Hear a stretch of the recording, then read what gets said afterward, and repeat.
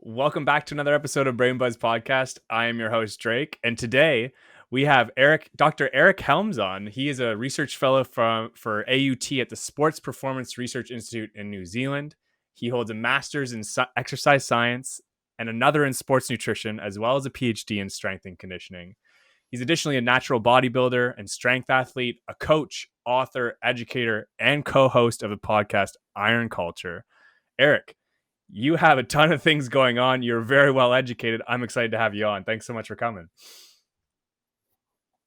Well, I am honored to be on. And if you consider me well educated by being hyper specialized in one narrow field, then I'll take it.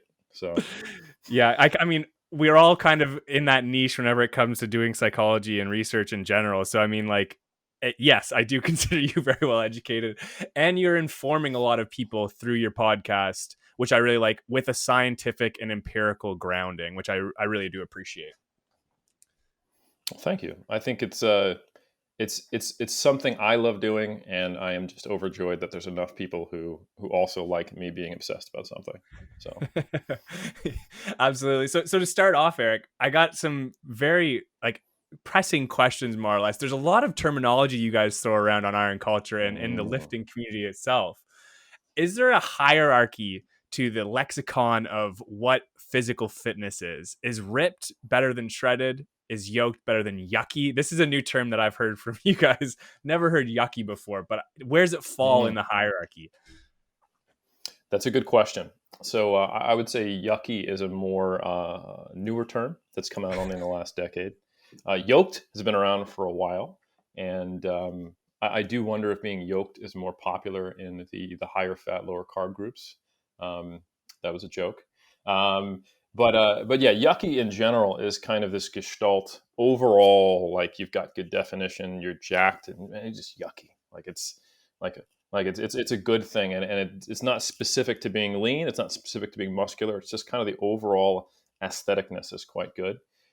Yoked is definitely something of just he or she or they are pretty muscular, like you're yacked, and you could be yoked whether or not you were lean at the moment. Ripped and shredded are, I would argue, are actually on a hierarchy. So when someone is shredded, that's something that you would typically like to be truly shredded. We're talking like stage condition for a physique competitor. So muscle groups that you didn't know had striations in them, you're aware of it. Like what's called walnut butt. Most people, when they think of butts, they think of a smooth surface. But when you get really, really, really lean, they actually get striations laterally across it. And when you flex your butt under, it kind of looks like a walnut, which is really unattractive, but is awesome if you like flexing in a Speedo. So ripped is probably like a downgrade from there. Ripped would be like your magazine, like muscle model type person. Yeah, shredded is like it takes true dedication and borderline eating disorders. Yeah. So is shredded at the top, like peak? Is that the term that, like, if someone is show ready, like you're at a show, is the best person the most shredded? Is that the terminology you would use? Yeah, I mean it's definitely one of them. Yeah. Bro, you are shredded. Like it must be uncomfortable to sit in chairs. You must be hungry, type of thing. There's also a few others that I would use when someone is just incredibly lean, like diced is Okay. another one. Yeah, Mm-hmm. like that. Yeah. That Okay. could be seen on equal footing to shredded. Right. Yeah. So these are ones that, like, you probably wouldn't want to be cuddling this person if they were shredded or diced. That's kind of like a very metallic kind of feel to their body. They're very strong, Yes, they look hard, very and hard. they actually are. Yeah, yeah. There's not like I legitimately, when I'm in stage shape, I cannot sit down on a hard surface for too long because it is actually uncomfortable. Um, Wow. which is just goes to show you the pathology that's involved in doing what I do. That's great. Yeah, So, yeah. So let's get into that, Eric, because I think, for a lot of people it's kind of foreign. And you say niche, your research is niche. I mean, I agree, it is niche, but everybody's research can be niche too. Like I look at relationships and sexuality, and people consider that to be niche, even though everybody does it, right? yep. But your specific niche is with powerlifters and bodybuilders, right? So tell us a little bit about what it takes to be a bodybuilder and a powerlifter, and what the differences are. Yeah, I think a lot of people are not even necessarily familiar with like weightlifting, powerlifting, bodybuilding, strongman or strongwoman, strength sport is pretty niche, like you said. Like a lot of people do exercise, a lot of people do care about what they look like, but when it goes to a competitive extent, it is kind of a weird thing.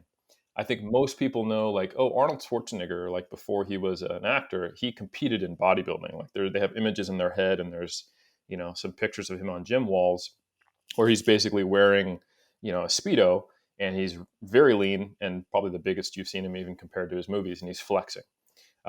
So competitive bodybuilding actually developed as I'll say sport, but it's really kind of like a muscle pageant, if you will. Um, and the first competitions happened in literally the late 1800s, like 1890s, and the first large competitions happened in the early 1900s. Um, and at the time, they started as a adjunct to strength sport. So the traditional strength sports grew out of the vaudeville era of strongman competition. So vaudeville, it had this entertainment aspect, which is still carried on to strength sport today, where lifting weights was so novel. And gymnasiums were so rare that it was a circus performing act to lift a heavy weight over your head. So you think of like the traditional, like kind of Tarzan style suit, big handlebar mustache, globe-based barbell over your head. That came from that 1800s, even sometimes in the 1700s, early 1900s through the 1910s era, where lifting weights was primarily this expedition that you'd have at these kind of expos or circus acts. And that eventually, and there was always a competitive aspect, like you'd have strong men and women challenging one another. And then eventually that got organized in the early 1900s. And what we had emerge, I want to say in the 1920s, was when Olympic weightlifting first got into the Olympics. And it started as actually an event in track and field, which would change each year. And they had stuff very different to what you see today. And then I think in 1924 was when it officially became its own sport, Olympic weightlifting. And for a long time, it was the snatch, the clean and jerk, and the clean and press.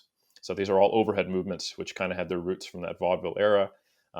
And they were dumbbells and barbells for a while, but eventually they got codified for a solid like 3 decades as the barbell snatch, which is one solid clean movement overhead, the clean and jerk where you get it to your shoulders, and then you do a violent press underneath, and the clean and press, which is same thing to the shoulders, and then a strict press overhead, which is much more of a slow strength-based movement.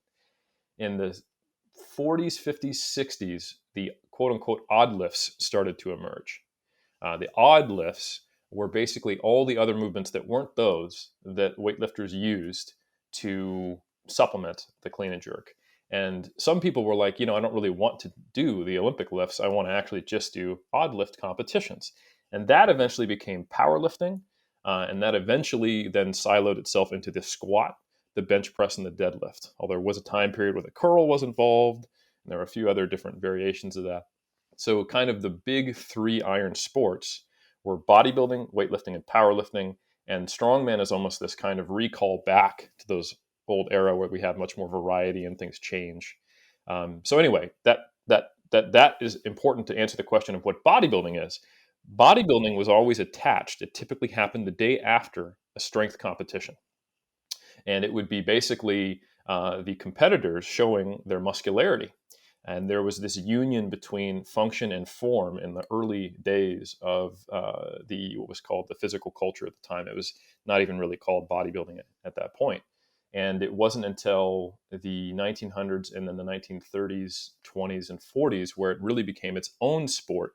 And there was a movement within the U.S. Led by someone you might recognize, Joe Weider, is a name that is the guy who really kind of blew up bodybuilding through Arnold Schwarzenegger, although there were folks before that, like Steve Reeves and John Grimmick popularized it, although Grimmick was not a Weider man. But anyway, for up till like right around World War II, bodybuilding was always kind of second fiddle to strength sport. And it was the strength athletes showing the muscularity they'd built to be strong. And then there was a movement in the post World War II era that caught fire in the 60s to make bodybuilding its own sport. And that's when it actually happened. And you had people training specifically for developing their musculature without necessarily any specific movements they're trying to get strong on. Fast forward it now, today, we've got, it's 2021, and those are still the big three iron sports, but strongman's come back. CrossFit's kind of this weird cousin, and and you've got a whole lot of people interested in looking the way that bodybuilders do, or at least a small fraction of that, because of folks like Arnold Schwarzenegger and Steve Reeves popularizing it and getting into the mainstream in Hollywood, et cetera, et cetera. Yeah. And so strongmen powerlifters and bodybuilders now, today, they look very different, right? It depends, so powerlifting has changed over time as well. Like if we were going to talk like the 1990s and 2000 era, the most popular powerlifters were super heavyweight males. So they had an unlimited body weight and they were just doing anything they could to be as strong as possible. So you had a lot of guys who were pretty high in body fat to help them carry more muscular bulk. And because they were the strongest, and that was kind of the focus. And there was a little less. I'm not going to say powerlifting was exclusive by any means. I think it's always a really cool, inclusive strength community in my experience, but it was less representative of a larger population. In the last decade, though, powerlifting has exploded across other types of bodies, I would say. In most countries now in the West, somewhere around 40% of competitors are now women, and we have far more representation across weight classes. So, for example, the strongest powerlifter right now, if you were to do like a relative strength equation, and there's some of these coefficients that exist to compare across weight classes, is in the 74 kilo weight class, and his name is Taylor Atwood, and he walks around probably around 9-10% body fat. So he does look like a bodybuilder. Yeah. When you look at some of the weight classes that are not unlimited, especially when you get into kind of like the middleweight down, so we're talking about women who are in the 60 kilo range or 50 kilo range, they're generally pretty lean or just very, very short. And the same thing is true once you get right around to like the 83 kilo class for men and under. So for American listeners, we're talking about once you're in like the 140 range or lower in terms of pounds for women, and right around under 200 pounds for men, you start to see a lot leaner physiques that look a little more reminiscent of bodybuilders. Right. Yeah. So the goal of bodybuilding then is obviously different in the sense that it's more of an aesthetics. You're being judged on the way that you look, right? And the muscle definition and the striations, as you said. 100%. What is the training difference? Because obviously there's going to be a training difference when you're looking to lift as heavy as possible versus look as good as possible. Some might think that they'd be the exact same kind of training, right? The heavier you lift, the stronger you are and the bigger your muscles. But is that the case? Yeah, that's a great question. And this is something where we can actually, I can take my amateur historian hat off and start putting on my sports scientist hat. This is actually something that has taken the intervention of science to kind of clarify, because there is a lot of what we would call covariance between strength and hypertrophy. When you look at cross-sectional data, the biggest predictor, if you were just to grab someone off the street and chuck them on like an isokinetic dynamometer or a mid-thigh pull on a force plate, some way of measuring their force output, the largest correlation of their anthropometry, the measurement of their body, and the measurement of their force output is cross-sectional area of the relevant muscles for the movement that you're testing. So like if I chuck you on an isometric, meaning there's no movement around the joint, so it's a very low skill movement, knee extension, and you're just pushing against like a load cell, and we're trying to see how much torque you're generating with your knee extensors, which are your quadriceps, the front of your thigh. The size of those muscles in the front of your thigh explains 60, 70, 80% of the variance of inter-individual force output. So it's not surprising to me that if you go back to the 40s, for example, in the 50s, when you had Bob Hoffman, the kind of the godfather of weightlifting in the U.S., and the split from Joe and Ben Weider, who were these guys who came from Canada and they were promoting bodybuilding for its own sake. You had different training styles. The Hoffman crew were basically weightlifters who also had muscularity, and they had a very different training style than the Weiders, who started to do more specific isolation movements, higher repetition ranges. And now what we've learned is that, yeah, if you do the best strength training program, you will inevitably get big, But the best strength training program does not necessarily mean it's also the best hypertrophy or muscle growth program. So essentially in exercise science, we have a concept called the principle of specificity. And it's called the SAID principle, SAID, and it's specific adaptations to imposed demands. So to get really good at lifting heavy things, you do have to lift heavy things. There's really no way around that. And you will see no disagreement in the strength community. No one's like, I actually think if you lift 100 pounds every day, that when you compete, 500, no problem. That's not a thing, right? However, because hypertrophy is not a quote unquote performance adaptation, it's a physiological change that has a relationship with other performance adaptations. There is ambiguity there.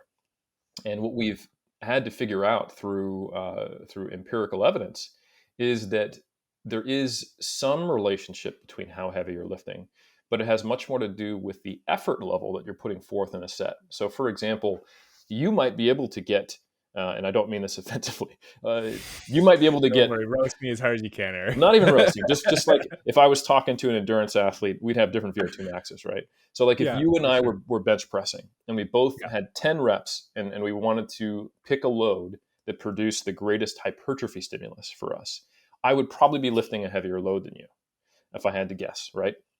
If I took your load, I would do the 10 reps and I would have done them. It would have been the same total mechanical work.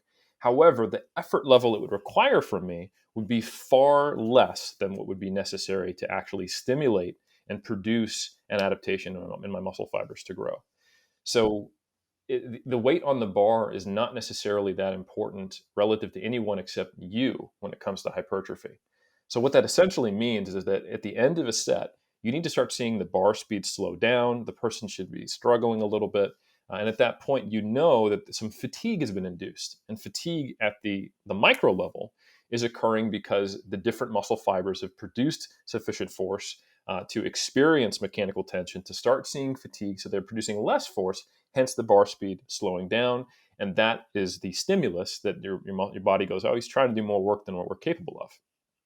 And you start to see muscle fiber growth. So the strength adaptations have a huge neuromuscular and skill component, co-activation, all kinds of stuff, while hypertrophy is kind of just like the local change in muscle fiber. So it seems more attached to two things: effort and then the total volume of work. So if you do a whole lot of weightlifting, then it requires more of you. That fatigue tends to accumulate, and it's kind of like the area under the curve of the total force produced. And some observations we see in the trenches is that, like I said, all strength athletes, they train heavy. There's really no way around that. They might train heavier than one another, but from an outsider's perspective, everybody's lifting heavy. When you look at bodybuilders, you tend to see a lot more disparity in their training, but you see various high and low volume approaches in strength athletes, but they all lift heavy.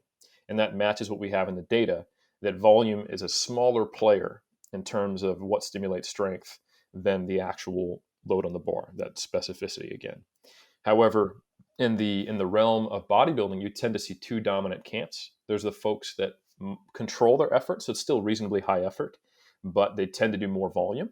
And there's groups that tend to do a little less volume, but they always take their sets really close to failure, is what it's known as, to the point when you can no longer do another rep, or you actually miss a rep and need a spot from a training partner. So you can make each unit of volume more stimulative, or you can do more volume and control the stimulus so that you can actually accomplish it without burning out and injury. And they tend to have these dogmatic camps and fights, as all communities do anytime they don't perfectly agree, because they're humans. So Yeah, we can't live without that. no, that would be too easy. Yeah, so I mean, that makes sense, and I've definitely heard of, the idea of, going for failure or going for reps. For me, I'm kind of curious how the nutrition differs in these two camps, because I'm sure they're very different. But is there consistency? Let's just talk about bodybuilding as the main one here then, Eric. What does nutrition look like? Because, you jokingly said, it can be problematic at the beginning where, you get to a point where you're probably not eating enough, or you're doing something to your body that's pretty extreme as an athlete, as athletes tend to do. what does nutrition alongside this heavy dose of exercise look like for someone that's preparing for a competition? Yeah, there's actually much less heterogeneity in the diets that are out there in competitive bodybuilding than when you compare it to the broad nutrition space. You mentioned how you study sexuality, and everyone does this, but I'm a niche researcher. Everyone eats. So when you look at the nutrition sphere, everyone is comfortable to say they're an expert. And you can literally find people saying that something is poison and is the worst thing for society and the cause of every modern illness and obesity epidemic, and someone else saying that it is the cure to it just by swiping once, if you go in the nutrition space. Um, and as much as I respect everyone's right to have an opinion, they both can't be true. And most of the time, they're both wrong because they're far too hyperbolic. And the beauty of competitive bodybuilding is that because you're throwing in a very difficult, challenging thing of maintaining a lot of muscle mass, building it proportionately, and then having to get incredibly lean. For those who are not at all familiar with bodybuilding, you hear building and you think it's all about eating more and lifting weights and trying to get bigger and bigger. But a competitive bodybuilder typically is losing 10 to 15% of their body mass from the off season to the point they get on stage. So, um, like if That's a you massive see, amount. it is. So, for example, you might see like a muscular dude who lifts weights in the gym, and for him to get on, like for me, like I walk around like 210 or Mhm. 94, 95 kilos. I compete on stage at 180, and I'm 6 foot.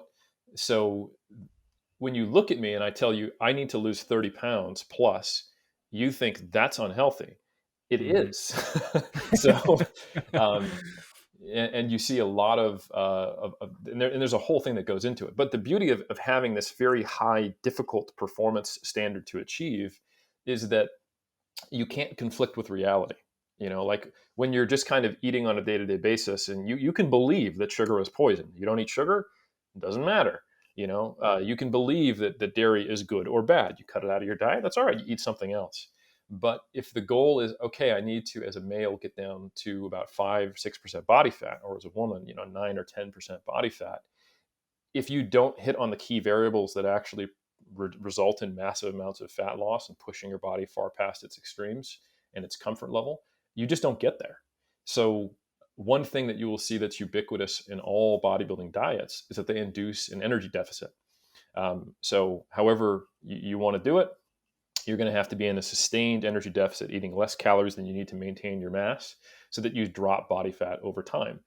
You will also see debates around quote unquote like higher or lower protein intakes. But to an outsider, it's debates upon how high should your high protein diet be. Like there's some people who are like, I'm on the low end. I eat, 0.8 grams per pound. That's still a lot. Or you have people who are like, I eat a gram and a half per pound. And so everyone is on a high protein diet. Everyone is on a calorie restricted diet. And generally, you don't see the majority of bodybuilders going on very low carb diets.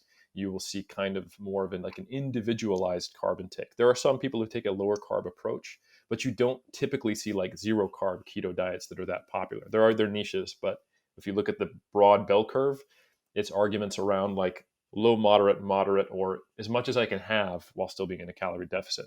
And those are, camps or they have a lot more proximity than you see in the general nutrition space.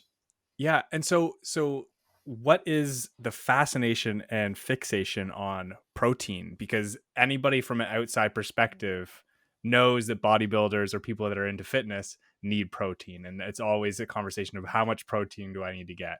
How many protein shakes do I need to drink and things like that. So what is it that protein does for an athlete to either burn that fat or get them down to that leanness? And how do carbs also supplement that? Because I am aware, at least as a novice, that you do need carbs to help with energy levels, but that's my base knowledge. So what about fats? What Great are those question. kind of macronutrients, and why are they so more important than others? Exactly. Those are great questions. So the actual at a slightly higher level than micro, the broad process of building muscle is actually the same process as maintaining muscle while you're dieting, which is a harder thing to do because you're on less energy, right? Um, when you take the average person and you put them on an energy restricted diet for a prolonged period and they don't lift weights, they'll lose about a 60-40% breakdown of fat mass and lean mass.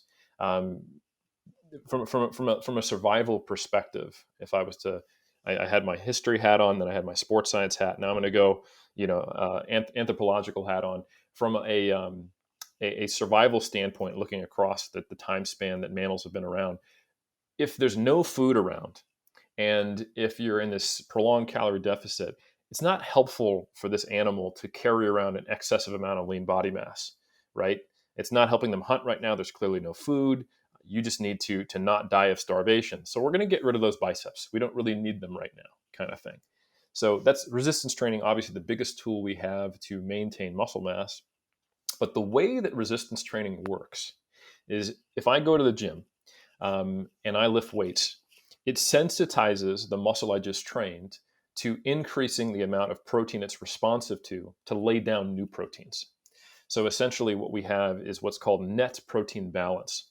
And it is a very simple equation of muscle protein breakdown plus muscle protein synthesis equals net protein balance. And if that's a positive number, that means we're building muscle proteins. And on a day-to-day basis, those things equal out. If you were to take up hiking, or if you were to get really, really sedentary, you would start to see that equation tip one way or the other, and you'd start to lose or gain a small amount of lean body mass. But if you very purposefully go, right, I'm going to do a bodybuilding program, I'm going to lift weights to grow. Now you have these multiple overlapping periods, say 24, 48 hours after each time you lift, where all the muscle groups you train on that day are going to be more responsive to the protein you consume than normal.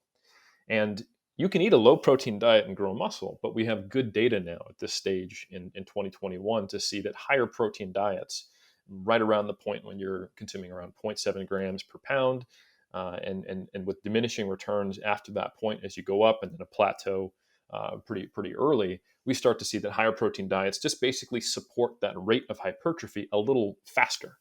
So if someone is not consuming sufficient protein and lifting weights, of course they will grow, but the person, let's take their twin in another place, they're consuming twice as much protein, they're probably going to get a little bit bigger over time. Interesting thing though is that, so contest prep, like I said, the goal is to get in a calorie deficit, lose 10%, 15% of your body mass, depending on where you start. The And Eric, actual how fast is that happening? What is it? What is a prep like? How long is a prep usually? Great question. And that has actually changed over time. Okay. It used to be very short-term periods when there was a different standard of leanness. Like if you looked at Arnold when he was on stage, he did not have the walnut butt. And he was actually leaner than the folks from, say, the 40s, where they liked more of kind of, and this is probably because the sport was tied to strength sport. It's very difficult to perform when you are shredded and not eating. So once bodybuilding split from strength sport and they became independent, the leanness standard has just kind of steadily gone up. And it's even changed in modern times. So I remember the first show I did, there was only one or two people in the whole competition who had fully striated glutes. Now, if you go to even an amateur show at a high level, even on the drug-free side, the non-enhanced, as we like to say, you'll see top 3, top 5, all about as lean as you can be.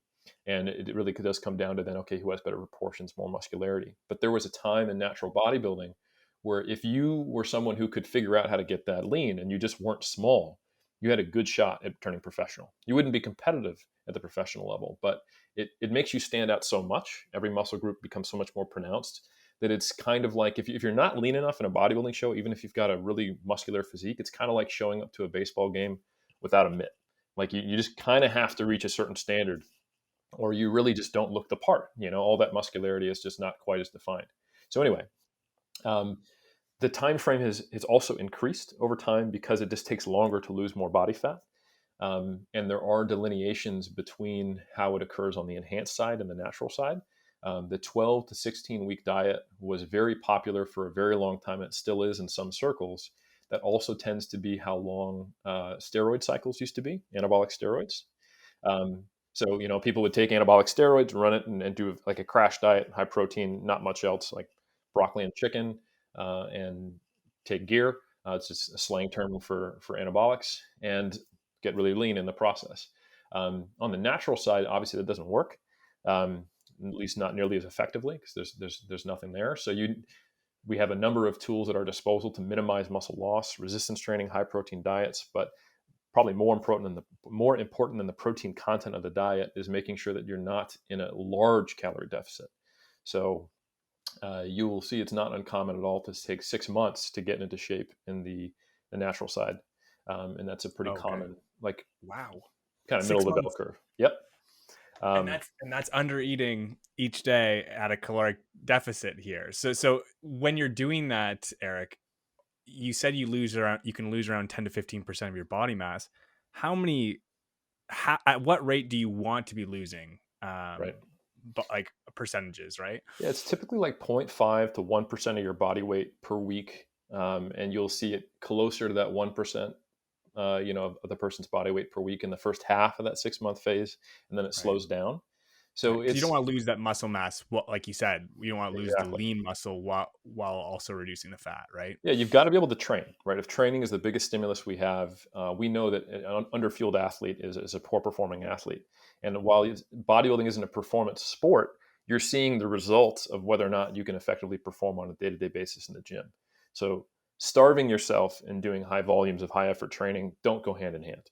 Um, so when you look at a well done bodybuilding diet for, say, the first third of it, um, the person's fine. It's not that hard. You're in a relatively moderate to low, like kind of like beach lean at most, kind of body fat percentage. Your calories are still reasonably high, but then as you start to dip under sustainable levels of body fat, that's when you have to do unsustainable things with your nutrition. You have to diet on calories that you're kind of constantly hungry, and it just gets progressively harder as you push to lower and lower and lower body fat percentages. You see more and more and more down regulation of your energy expenditure, and therefore you have to drop your calories to a point where most dietitians would be like, nope, I don't approve. Um, so I think like any sport, when it becomes based on performance, there is a divergence eventually, and temporarily, between what is considered healthy and what is considered good for performance. Um, with that said, as a small caveat that's not related to your question, you can't diverge from health too long in a sport, or athletes' careers get shortened. So there is a lot of things that come out of the necessity to diet for 5, 6, 7 months, and the stress it puts on the body. There's a necessary recovery period, and then you also need time to actually build muscle and change your physique. So it's not uncommon in the bodybuilding scene for people to compete like every other year, because there's just no time, especially in the natural bodybuilding scene where muscle growth occurs slower. So there's all these interesting consequences, to the structure of the sport, due to the demands of being on stage and what you have to look like, have resulted in, that weren't ever necessarily intentional. Like, it's not like the promoters and the organization presidents are like, yeah, I want to see a different, like, I don't want to see my world champion compete 2 years in a row. Of course, they want to see these epic battles of world champions go back and forth. And hey, 7 years in a row, this guy won the title. That does happen on the enhanced side in the pro ranks. Like, for example, like Ronnie Coleman competed for a decade in a row, but you just don't see that as much on the natural side, where there's a challenge. It does happen, but those people who are world champions and compete back to back years and make progress, or at least sustain the high performance, they're the outliers. They're the exceptions to the rule. That's part of the reason they are champions. They have a lower natural body fat settling point. They recover quickly, and they have a propensity to grow muscle. So of course they're selected to be competing at a high level. But for the average plebeian who diets and suffers from it, there does need to be that necessary recovery period. Yeah, absolutely. And sorry, detracted from that. And so the one other thing is, what are carbs doing in Right. this? Because we talked about protein, we talked about and then I got you on a tangent about how long it takes for prep. But why are we eating carbs? Why can we eat bread, or why should you be eating bread, rice, and other things like that? Great question. Yeah. So yeah, the whole process of building muscle, we talked about protein. It's that net protein synthesis. When you diet, protein synthesis actually gets capped to some degree, and as you get really lean, muscle protein breakdown increases. So the process of building muscle is the same as the process of maintaining muscle. That's why protein is important. Carbohydrates, overall calories in general, and to some degree dietary fat, is basically the fuel for everything you do in life. Carbohydrate is essentially metabolized at a faster rate and can generate ATP, the currency that we use for all processes in the body, at a higher rate. So essentially, the higher the intensity of exercise, the more you go from, a slow walk to something like sprinting or lifting the heaviest weight you can for 10 seconds, the more that fuel becomes dominant on faster energy systems. The fastest energy system is actually, okay, I have some stored ATP. And then also I can use creatine phosphate to recycle and generate more ATP. But anything longer than, say, an all-out burst of, say, 10 seconds, you start to rely on carbohydrate fuel-based systems, the energy systems that are glycolytic in nature. So with bodybuilding, where there's high volume, moderate repetition sets, you don't typically do like singles or doubles or triple repetitions. You're typically doing sets of 5 or more, just to have the set last long enough to create a stimulus in that fatigue. So when you're lifting the heaviest you can for, say, 6 to 15 repetitions for multiple sets, you can see how carbohydrate becomes an important energy system. And that's probably why you see very few like purely ketogenic diets. And when you do see pure ketogenic diets, it's almost every single time, I would say 10 out of 10 times, you see the individuals who follow those very low carb diets also tend to use a lower volume, more moderate repetition, high effort approach rather than the higher volume approach. And they found through trial and error, like, I'm not going to try to do a whole lot of volume when I'm not eating enough fuel.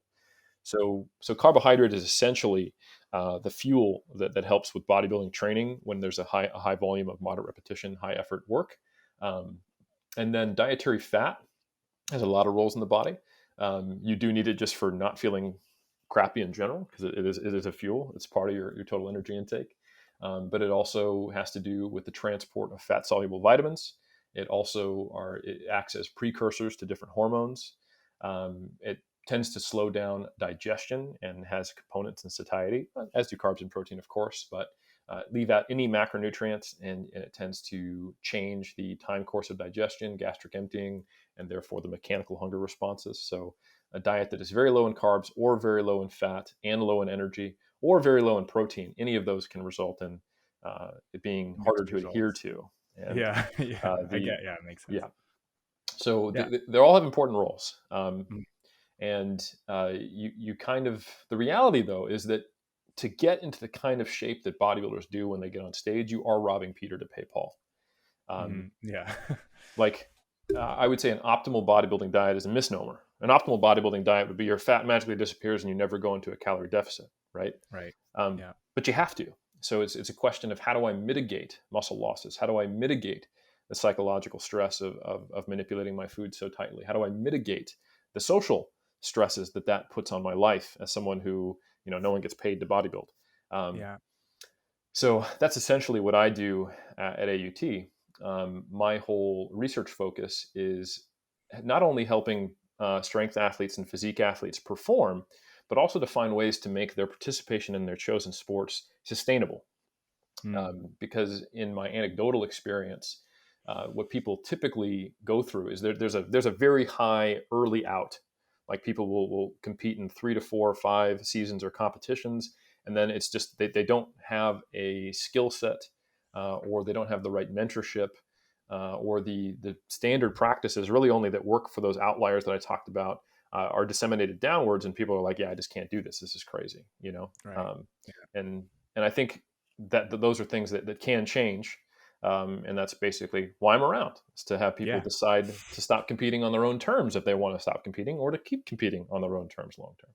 Yeah, absolutely. And I like, just from a quick view of the work that you've done and the work that you've published, Eric, there's a lot of really cool stuff that's looking at evidence-based ways, recommendations for the natural bodybuilders. I saw there was a systematic review that did on nutrition and supplementation. So the work that you do is directly translating to this coaching and athletics. And I really do appreciate that you can take that standpoint as well within your podcast to kind of educate people en masse that are interested in doing this and doing bodybuilding and powerlifting. When it comes to the non-niche group of bodybuilders and powerlifters now, so I'm kind of removing you from your expertise, and I apologize for that. But what would you suggest? Like, what are the biggest things that you think that you've learned or that you've seen in powerlifting and bodybuilding that can translate well into the the average Joe that just wants to be a little bit healthier or that wants to kind of look a little bit better when they're in front of the mirror? What do you think are like the biggest takeaways from what you know as a scientist, to improve people's lifestyles or exercise? Yeah, no, there's a huge component of people who follow my stuff and people who follow the bodybuilding and strength industry in general that are what I would describe as non-competitive or recreational bodybuilders or strength athletes who are Yeah. they want to get as strong as they can, but they're not interested in stepping on the platform. And they want to develop a muscular physique because they think it's cool, but they don't really want to shave their body, cover it in fake tanner, and diet just to the point where they hate their life. I don't know Yeah. why they don't want to do that. I think I that's mean, it sounds so appealing. right. You know, um, I don't know. It's like I don't get it. But anyway, different folks, different strokes. But no, in all seriousness, I think that's actually a really sizable portion of people who consume my content. That's something I'm acutely aware of, even if it's not something I'm necessarily studying on a day-to-day basis in the lab. Um, and I think there is kind of two messages here: is that it's a good idea to understand what are the ubiquitous things that bodybuilders and strength athletes do, because that's going to be what you need to do as well. But at the same time, it's also really important to understand the aspects of what they do that are not only wholly unnecessary for your goals, but actually counterproductive. So I don't generally recommend, as an example, going through bulking and cutting cycles like you will typically see in both powerlifting and bodybuilding. Powerlifting, like I mentioned earlier, there's the unlimited weight classes. So that's the 84 kilo plus class in the women's category and the 120 kilo plus category for the men. Out of those two weight categories, everyone else typically, or the vast majority in strength sport, they walk around slightly heavier than the top of their weight class. And in the last 4 weeks or so, they start to go on a very similar diet to what bodybuilders do. And then they actually manipulate water weight. So they're doing things like spitting in cups, getting in saunas, going on. This is a much better option, I would say, a low fiber, low gut volume diet. So just foods that weigh more, but don't and have a lot of way less and have a lot of calories, just so the total gut weight is less. So they're doing a lot of things that are not sustainable, not healthy to make weight on game day. And on the flip side of it, you have bodybuilders who have to recover from the 6 month phase where they tank their hormones, just got really, really focused on food, and they're more interested in being a chef than they are lifting weights by the end of their 6 months diet. You don't want to get that lean. It's not sustainable. If you're a recreational bodybuilder, typically what you want to do is find the best, or quote unquote most aesthetic physique that you can walk around at without stress, which is going to be invariably far less lean, but still good. So finding kind of the lower limit of what's sustainable is very different than pushing past what's sustainable, needing to recover from it, regain muscle, and then purposely trying to gain muscle in an aggressive way before you're having to diet down again. So the average person who's interested in being strong or muscular, I generally think of like taking those peaks and valleys and just making them much more similar. So there's a term that's been around for over a decade now called gaintaining, which is just the idea of, eating roughly around what you need to maintain weight, maybe slightly more, so that you're slowly gaining weight and you're seeing, you're eating enough to perform well in the gym. And then every once in a while, deciding to do a relatively mild cut to where you get your body fat down to something you're comfortable with. And that sacrifices very little of the optimality of gaining muscle mass. But the benefit is you don't have to go through these cyclical phases of cutting and bulking and cutting and bulking, which is something that is a direct consequence of the competitive nature of strength and physique sport. So I generally don't recommend these large aggressive phases of going into large calorie surplus, large calorie deficit, like you see on the competitive side. Sometimes, like I remember myself, when I was a early 20s guy getting into lifting, I just really struggled to eat enough. So it felt like I was bulking, but if you look at my rate of weight gain, it wasn't that high. So sometimes, folks who have kind of like a normal, more thinner physique, they might need to really kind of force feed to kind of acclimate to what's needed to eat enough. But when you look at the actual numbers, the output, it really shouldn't be like, I'm gaining 2 pounds a week, bro. Like that's not a good idea. You typically just gain a lot of body fat. So Yeah. that's one Yeah. difference, for example. Yeah, absolutely. And I think that's, there is a lot to learn from, I mean, if you're do anything, like I think bodybuilding is a great example, or another example you could use similar to bodybuilding. So if you're trying to look good, it would be like if you want to be better at soccer or you want to be better at basketball, what are the best ways to do that? You're probably going to take some things from the professionals that are doing it because they're the best at it. But obviously, you're not going to have the Mamba mentality where you're going to be going into the gym for 10 100%. hours a day. It's just not possible. So you have to kind of take the good and the bad and realize what's realistic and acceptable to do on a day-to-day basis for an everyday person. And that's much easier said than done. I think Yeah. the difficult thing too is that in the bodybuilding and strength athlete community, the Mamba mentality is the closest thing we have to an powerful God that we all equally pray to.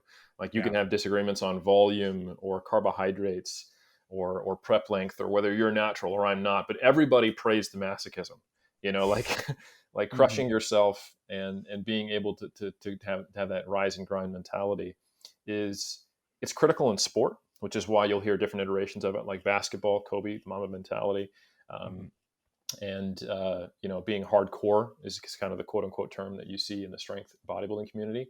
It's ubiquitous across sport, but it's even more required in bodybuilding because it's not just the training that is difficult. It's the 24/7 reality that you have to control your nutrition intake while dieting, and you have Yeah. to get to a very, very uncomfortable place.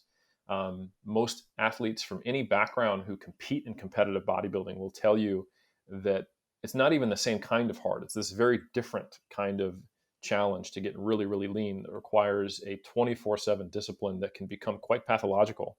Yeah. And it can really chew you up and spit you out on the other side if you're not prepared for it and you don't know how to deal with the transition back to normal life. So there's a reason why it is the kind of the cornerstone of the bodybuilding community, but that is something that shouldn't even be necessary and is actually counterproductive if you're not trying to get incredibly lean. Like, Mhm. um, I think there are some issues there. It's quite problematic that like you look at someone who is shredded, and if that's the ideal physique, you can never get to it if you're a Yeah. recreational, or you Yeah. can get some photos, but then you have to deal with all the things those competitive bodybuilders deal with. So I think there are some they're almost on different scales. Like for example, if you love to play basketball and you watch, your basketball, the difference is okay. They're taller, they can dunk, and they have a better free throw percentage than I do. Um, Sometimes. yeah, yeah, it depends on the position, right? But let's say you're making 60%, they're making 80%. They're on the same Yeah. scale. They're just Yeah. better at you than you, right? Yeah. But the like if you're comparing, like for example, ripped versus shredded, they feel like they're Mhm. on the same scale, but the It's difference completely between different. you playing high school basketball and a professional is just genetics and more hard work and the right environment and everything lining up. But this is something you could achieve, but you should not. Yeah. So it's kind of Yeah. a difficult message to get across to people. Yeah, I mean, I think of a interview. There was an interview with a guy named Brian Scalabrini. He's from Boston. He used to play NBA. He was in the NBA. They call him the White Mamba jokingly because he was a role player, and he said, "I'm much closer to LeBron James than any of you, like any non NBA players, closer to me." And I Mm, think that kind of rings true with what you're saying here. Is like looking at these shredded individuals, that are so lean that it's kind of unattainable. By setting that standard, it can really screw people up because that's their end goal that they've kind of set for themselves because they think it's attainable. And I think that can be really detrimental to a lot of people. And that kind of leads me into the next kind of topic, Eric. And I think that you have a really good you'd be the person to talk to about this because you are, in a way, you're an influencer. You're a scientist first and foremost, but you're also a fitness influencer. How does this kind of play out online? I know there's a lot of issues with mm, fitness influencers and how they perceive or portray themselves and what's accessible and what's obtainable. So, what is obtainable? What do you think is an appropriate body type? Because there's so many conversations about what's a good body type to achieve, to look to achieve, and what's not accessible. So, oh what do man, you think? yeah. What is the accessible body type? So yeah, I'm glad you're happy to talk to me for the next 4 hours. The no, but in all seriousness, the this has always been a part of bodybuilding. Like even if we go all the way back to the 1900s, you have Eugen Sandow, the actual Sandow Trophy that's awarded at the Mr. Olympia competition. He was the first, like, oh my God, muscular like it totally changed people's perspectives back then. And he is actually called, the father of modern bodybuilding, Eugene Sandow, because he had the muscular physique that you could see on Instagram today if they just had social media back in 1910 or whatever. And there was marketing then. He used his physique to sell hot cocoa, for God's sake. And the message was, you can look like this too if you just follow my techniques, and it will get you a attractive significant other and success in life. That I think that's the inherent problem. And you don't have to do that when you're a fitness influencer. Like, I am someone on Instagram, and I'm primarily linking out to podcasts, scientific papers, and courses and stuff that are based on that work. I'm not leveraging my physique outside of the context of competitive physique sport to push other things. You might see my ripped physique on a bodybuilding podcast, but it's a podcast about getting a ripped physique. So it's, Yeah, but you're that's not selling a product that will guarantee what you have, right? Exactly. But that is basically a huge component to what the fitness, nutrition, and supplement industry is. So that in and of itself is an issue, because even though the intention is maybe just to sell you whey protein, there's a subtext that people pretend they don't understand. It is kind of furthering this idea. And then we have good old social media that comes around, and it acts essentially as an amplifier of that. And it puts reward mechanisms in place to where even people who are trying to do it right in the quote unquote fitness industry, it's really hard as you're someone, let's say you're an exercise science student in college and you're trying to start your personal training business, right? And you also compete or you lift weights and you've got a good physique. You can make it better with just turning the structure up on your Instagram thing. You can put your picture next to your personal training sales, and that picture will get 10 times the number of likes and engagement as a picture that's just a professional looking you in a clipboard with a polo and a few studies that you think highlight key important pieces. I have seen it myself. I hit the 100K follower mark during my last contest season, posting pictures of myself, even in a bodybuilding context. So the reward mechanisms in place make it very difficult for someone to feel like they can't play the game, but the game furthers these issues. So I think you ultimately do have to draw a line in the sand and say, like, what are my values? What am I comfortable with? And if you are a scientist, I think, truth and having some kind of benevolent effect on the society that you're furthering knowledge for, ostensibly, should be the goal of any scientist, in my opinion.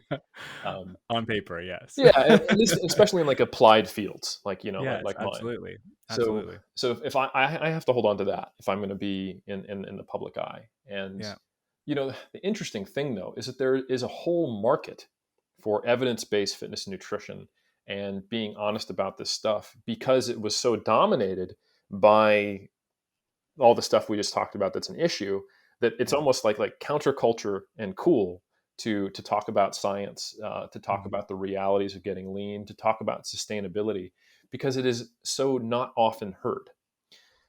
So, the last thing I want to do is get rid of Instagram or get rid of social media for all the problems it has. It gives me the ability to self-start a platform. Anybody can be a platform now.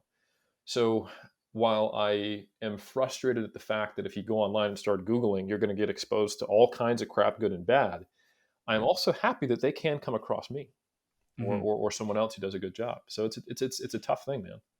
Yeah, it's kind of a double-edged sword, right? It's with everything today. You can always get different perspectives. You can think of vaccines, how people treat vaccination rates right now. There's a lot of issues across the world about just the information that people are consuming. And I think that for me, especially, I mean, I'm one of a million people, billions of people that do this, but we look online for the next weight, the next diet, or the next like exercise plan or things like that, and we're trying to you hope that the people are getting good information that's not completely bro science or completely just made up. But it's hard to find, so it is really exciting. And I think I do like the thought that it's kind of in vogue right now, or it seems like it is, to be interested in science-based physical activity and physical exercise, like learning more about what is scientifically proven or empirically driven. That's really interesting to me. And it's not something that you see a lot in other fields, is what I'll say. Is, people will discredit science quickly, and not find it actually very interesting to follow the people that are actually doing the science on it. One thing I'm curious about, Eric, and I really do like the work that you do, specifically within the power building and powerlifting niche. There's a lot of physical activity research in psychology, in kinetics, and in tons of areas. And the way that they measure this is going to be more scientifically driven now, once we've gone off of the influencer part. But measuring physical activity and how someone is physically fit, I think it's a really unique task, to say the least. Like, it's very difficult to do. How do you do it within the research that you do? And then how do you see it being done in other literatures? Because I have different perspectives that I could talk about. Oh yeah, it's a huge part of it comes down to scalability and what is the target population that you're trying to study and hopefully provide guidance for. So sports science looks very different to physical activity and nutrition, even though some of the variables ostensibly are the same. So for example, BMI gets a pretty bad rap, body mass index, because it's just a function of height and weight, and it doesn't take into account ethnic differences. It doesn't take into account whether someone's athletic. It doesn't take into account people who don't fall within the bell curve of certain body types. So I don't really like to use BMI when I've got 10 lifters, because all of them are going to be overweight. Like when I'm in stage condition at 180 pounds at 5% body fat, my BMI is slightly in the overweight category. So for me, not very useful. However, if I wanted to do a population-wide study looking at relationships in a certain segment of the population, of which only 10% of them even lift weights anyway, it's actually quite a useful metric, despite its flaws. Because we have that signal to noise with such a large N, such a large sample. Similarly, if we want to measure force output and strength, and let's say we take an elderly population, we want to know is quad strength or let's say just overall body strength related to frequency of falls, which we know is related to the time point of death and also quality of life.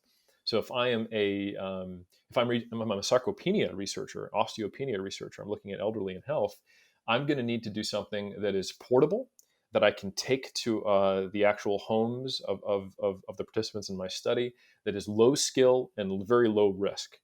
So they might be, having like a hand grip dynamometer to measure strength, However, if I want to tell a bunch of powerlifters what's the best way to increase their performance, and I show them a study of hand grip dynamometry, they're going to go, yeah, maybe, but why didn't you just have them do a 1 rep max on squat, bench, and deadlift?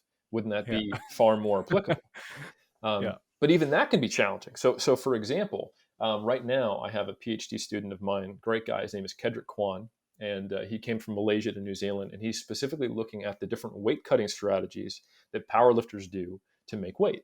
And we talked about like sauna usage and spitting in a cup and all the crazy crap that you probably saw your high school wrestlers friends when you were a teenager do.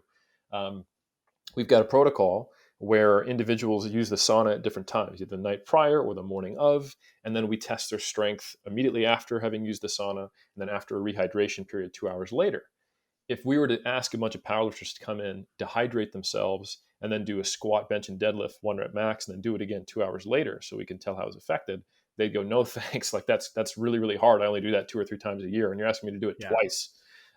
So, okay, where's the middle ground there? So for example, now we have what's called a mid-thigh pull, which is basically if you were to do a deadlift, you take a barbell off the ground and you lock it all the way out. If there was an immovable object at the midpoint of your thighs that you couldn't pull that past, that point, the mid-thigh, pulling there without being able to move it, it's a non-dynamic action. So it's not that challenging. You're basically just pulling on a movable object as hard as you can, but it has a really high correlation with like squat and deadlift strength. So it's a nice stand-in that's not too fatiguing, that gets us a really good measurement of force output that's relevant to the sport. And you basically have someone stand on a plate with the chain attached to a load cell with the bar. Now, it's actually a strain gauge, and then it measures how much force output you're You're pulling on. pulling. Okay, Yep. got you. And then in addition to that, we have what's called a plyometric push-up. So they're just pushing themselves as hard as they can, and their hands are on what's called a force plate, which is just kind of like a really, really fancy scale. It's got load cells in it, and we can measure, Right. force production in newtons. And they do that, and that's a decent proxy for the bench press, if you will, or just Yeah. force production at a different speed, and then also a jump on that force plate. So jump a couple times, do a forceful push-up, pull on an immovable object. Now I've got powerlifters on board, but they'll also look at that result and go, that's relevant. So that's Mm, all very different to how, that sarcopenia researcher might do it in a large right. population. Yeah. And I'm sure they would be really curious to see that biofeedback as well. Yes. And that's something that is really important whenever you're um, doing research. Something that you would try to do whenever it's possible, if it's not, impossible due to needing to blind the subjects or something like that, is for your participants to come in and actually get a benefit from participating. Yeah. Um, Not because Incentivizing them. it's one thing that's nice to say, hey, in a year and a half, when we finally get this through peer review and we publish it, it might possibly impact your performance, at the sport level. But it's Yeah. much better to say, hey, like you just learned when you, not necessarily the mean average of the study, should get in the sauna and how it'll affect your performance on these 3 movements over this time course. Yeah. Now the person's going, oh shit, I could do your study and it might help me actually make weight for nationals in 7 weeks or something like that. Yeah. Yeah.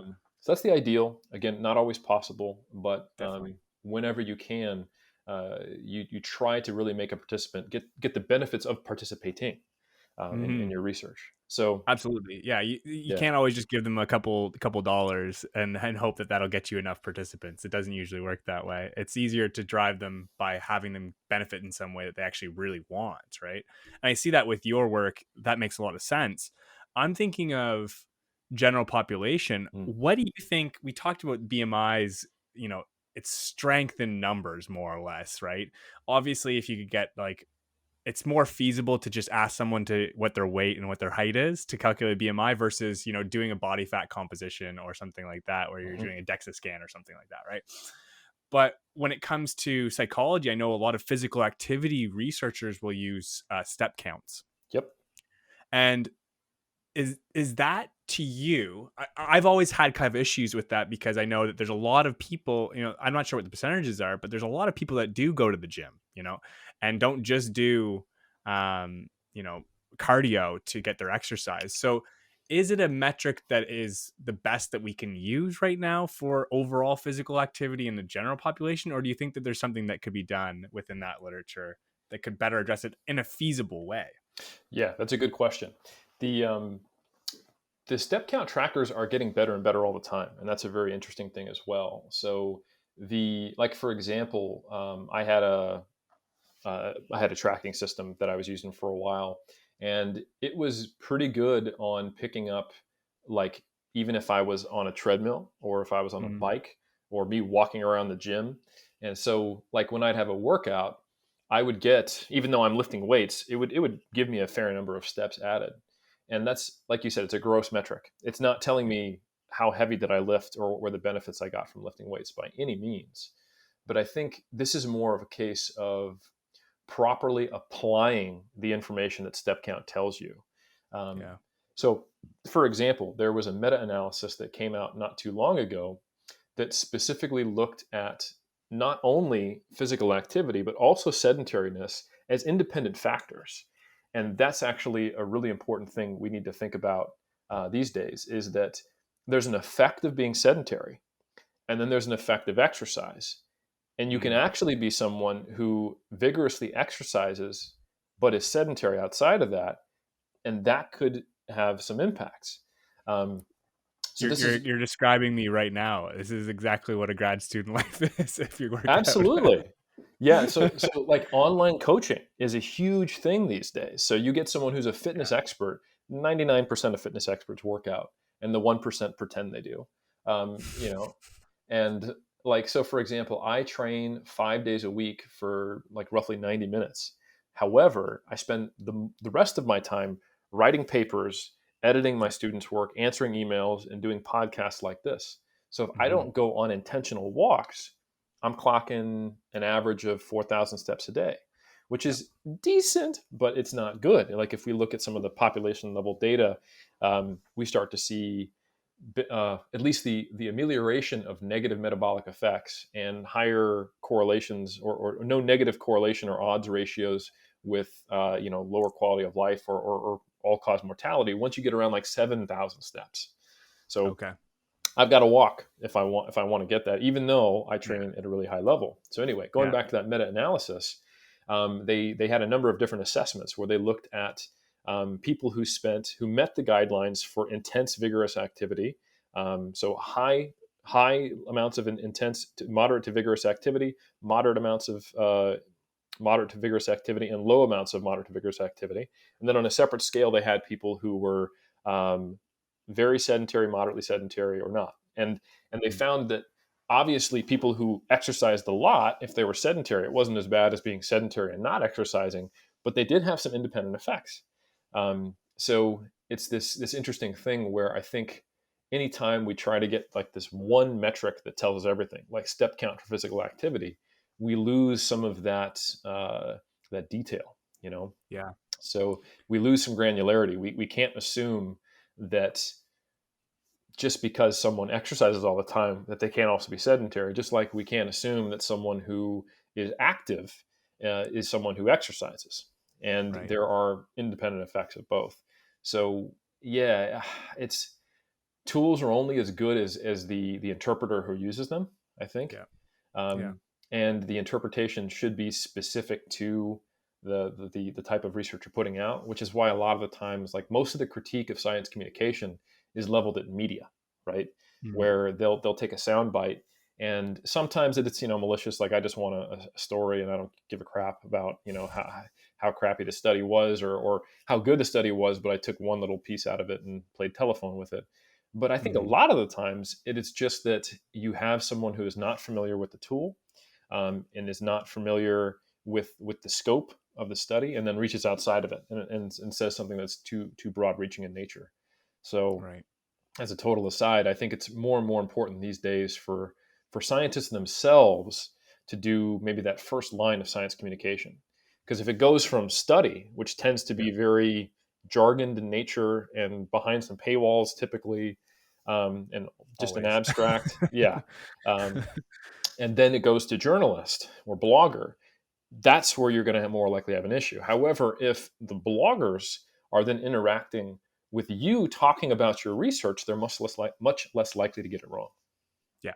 Yeah, absolutely. And I mean, really in essence, that's why we started this podcast is because of the lack of access that individuals can get and the lack of accessibility, which I Hmm. really like that you do that as well, with your podcast. And, I just think it's something that takes a lot of work, and that's why a lot of scientists don't do it. They'll talk to their niche group, and then if anybody wants to talk about it, well, good luck interpreting it. And they're And also it's not too bad. trained. I think that's a tough one. True. It's Absolutely. it's easy for me, someone who's relatively extroverted and who was a Yeah. personal trainer and an instructor in a personal training college before I got into academia. So I developed the Mhm. ability to communicate, and I have a natural tendency to be a pretty good speaker. It's easy for me with those skills that I learned outside of academia to look at academics and go, "Well, why don't you get on podcasts?" When Yeah. they're like, "Because I'm a terrible speaker," like I'm petrified of talking in front of yeah, people. I have social anxiety. I'm really Yeah. comfortable doing what I do. I've been trained for 10 years to do that. And now you're telling me, after Yeah. finally feeling like an expert and, being, treated like an outcast, and now I'm seen as an expert in my field. Now I need to go do something I'm terrible at. Yeah. How about no? Yeah. So yeah. And possibly have to deal with people that aren't educated on that topic refuting your opinions. Right? Like that also is a big part of what assume scares a lot of scientists, having to defend their research.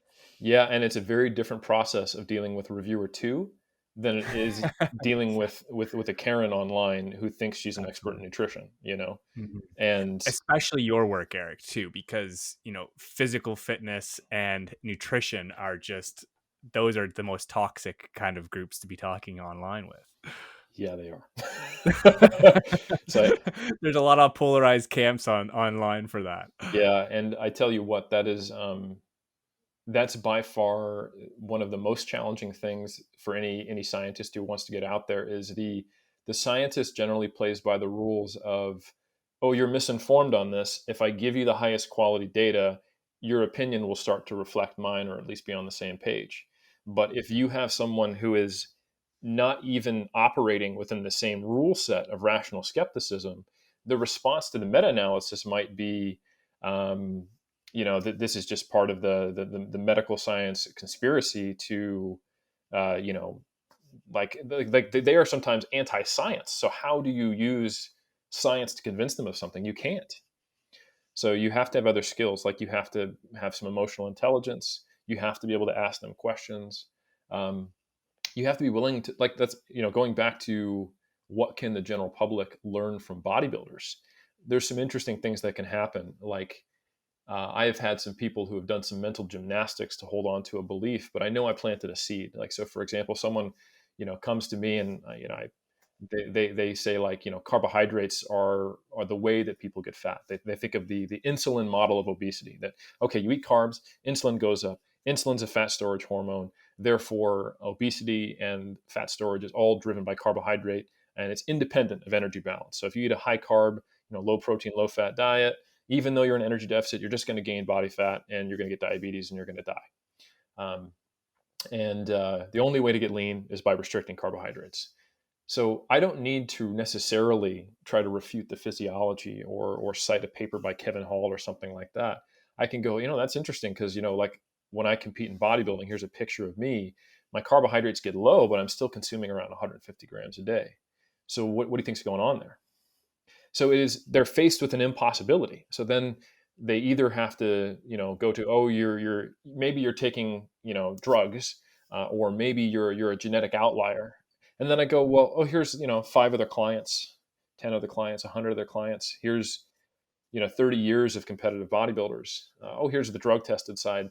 So they eventually, they have to shift the goalpost. And in an academic debate, shifting the goalpost is like, I'm going to get mad at you now. You've broken the rules.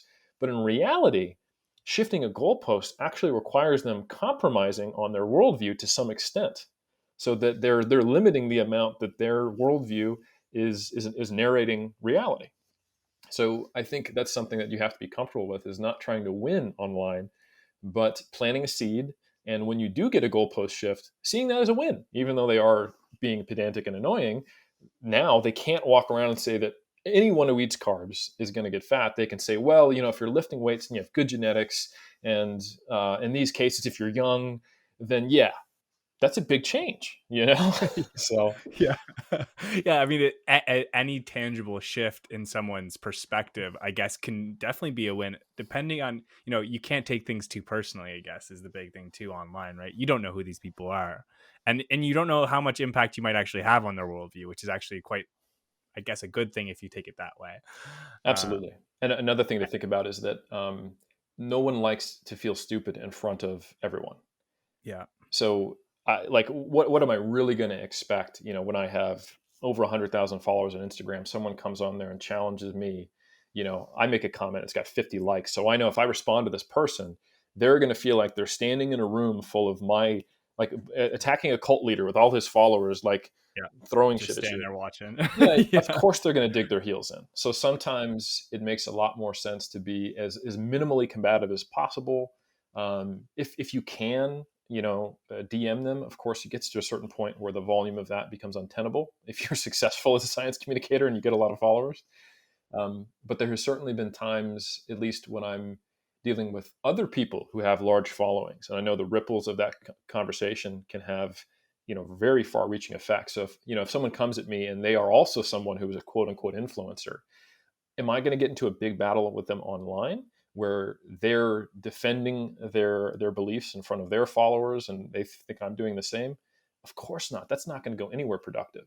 What I might do is drop them a DM and say, hey, just figured we could talk about this without the environment that's so chaotic around us. Like, ask questions, and you would be surprised the success rate you can get there if you come from it with a emotionally intelligent, respectful position that is not observed by the collective followers of two, influencer, people, and it's something that you have to have patience to do, and you also have to not get sucked into kind of that emotional reaction.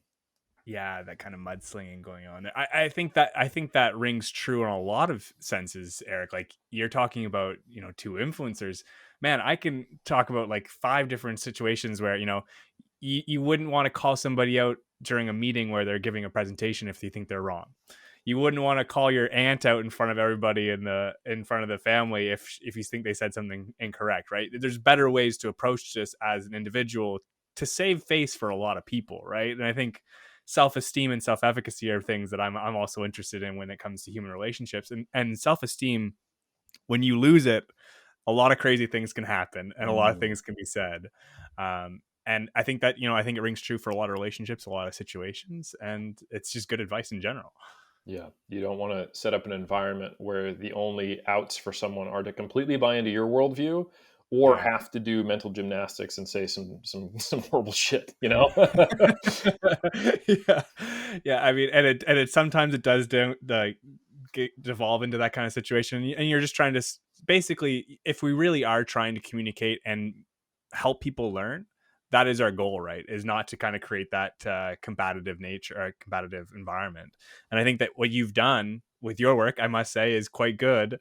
And it kind of lends into, letting people learn more on their own without kind of shoving it in their face and telling them they're wrong. And I really do appreciate the content that you put out for that reason.